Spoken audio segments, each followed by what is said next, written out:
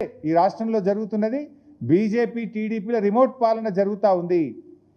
ఇలా ఇదే రేవంత్ రెడ్డి నిన్నగాక మొన్న ఏం మాట్లాడిండు, బనకచెర్లపై మీటింగ్ పెడితే కలిసేదే లేదు, ఢిల్లీ మీటింగ్ను బైకాట్ చేస్తా అని లీకులు ఇచ్చిన రేవంత్ రెడ్డి ఇలా పరుగున ఢిల్లీకి పరిగెత్తిండు.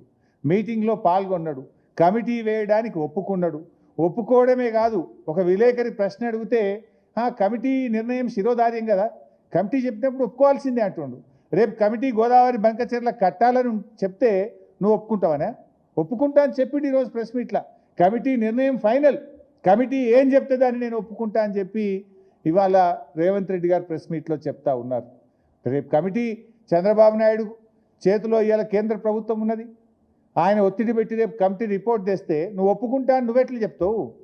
అది రాష్ట్రానికి నష్టం జరిగితే, రాష్ట్ర ప్రయోజనాలు దెబ్బతింటే అవసరమైతే పోరాడతా, సుప్రీంకోర్టు పోతా అని చెప్పాలి. కానీ ఒప్పుకుంటా, శిరసా వహిస్తా అని ఇవాళ ముఖ్యమంత్రి గారు రేవంత్ రెడ్డి గారు తలూపుతావు ఇవాళ చెప్తా ఉన్నారు.